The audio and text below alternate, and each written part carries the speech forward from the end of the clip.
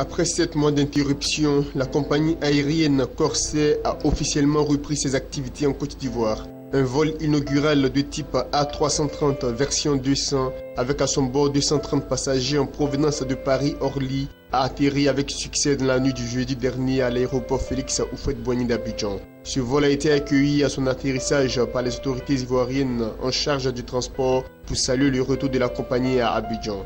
Pour les responsables de Corsair, l'ambition de la compagnie est de faire d'Abidjan une destination privilégiée, une destination qu'ils comptent développer à partir de la capitale française à travers 4 fréquences par semaine. Niali Kaba, la ministre ivoirienne du plan et du développement, a eu une rencontre avec la Confédération indienne des industries. Les deux parties ont profité de la séance de travail pour passer au crible le portefeuille de projets contenu dans le PND 2016-2020 afin de déterminer les secteurs clés qui pourraient intéresser les opérateurs économiques indiens en vue de leur financement.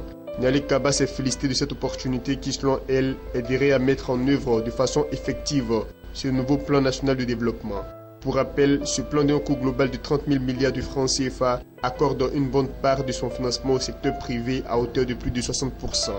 La présence du secteur privé indien constitue une aubaine que l'État de Côte d'Ivoire voudrait saisir pour capitaliser sur les investissements des partenaires au développement. Les hommes d'affaires indiens ont eux réaffirmé leur engagement à s'investir pleinement dans le projet d'émergence de la Côte d'Ivoire par le financement des secteurs d'activité tels que l'eau, l'électricité, l'énergie, le pétrole, le transport, les TIC et bien d'autres infrastructures sociales de base.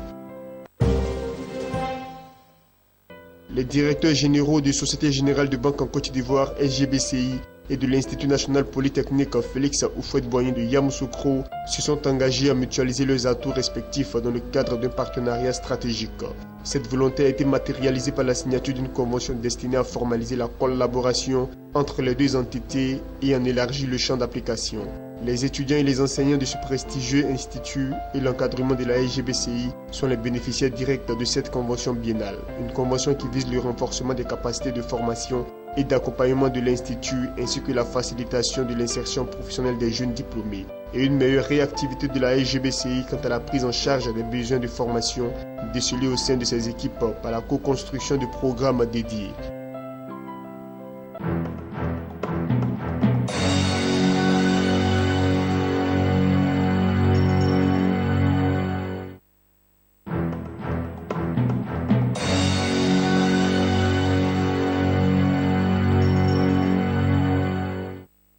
La Banque centrale du Nigeria a annoncé qu'elle allait abandonner la politique du taux d'échange officiel du Naira vis-à-vis du dollar en vigueur depuis mars 2015, et ce, pour réintroduire le taux interbancaire flexible sur le marché des change. Au Nigeria, cette nouvelle politique qui devrait être mise en application à partir du lundi prochain n'est pas de facto synonyme d'une dévaluation du Naira. Le Nigeria a subi de plein fouet la chute des prix du pétrole sur le marché international. Le PIB de ce pays, qui tire 70% de ses revenus et environ 90% de ses recettes en débit des exportations de l'or noir, s'est en effet contracté de 0,36% au premier trimestre 2016, ce qui représente la pire performance de l'économie nigériane depuis le milieu des années 90.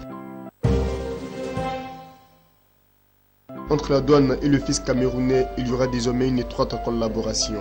Un partenariat qui va se traduire par des échanges d'informations pour maximiser la collecte des recettes. Pour les autorités publiques camerounaises, cet outil devrait permettre d'éviter les déperditions jusqu'ici enregistrées lors de la collecte de taxes sur la valeur ajoutée TVA, impôt qui représente plus de 30% des recettes budgétaires nationales. Ce partenariat entre la douane et le fisc camerounais intervient dans un contexte de baisse de recettes pétrolières, lesquelles représentent 25% de l'enveloppe budgétaire du pays.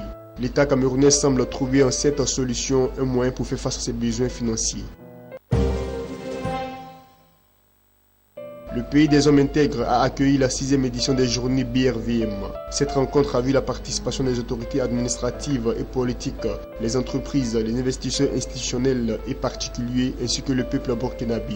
À cette occasion, une table ronde sur le rôle du marché financier régional dans le financement et le développement des économies de l'UEMOA a permis aux sociétés cotées, aux compagnies d'assurance, aux banques et aux sociétés de gestion et d'intermédiation de partager leurs expériences et d'exprimer leurs attentes vis-à-vis du marché.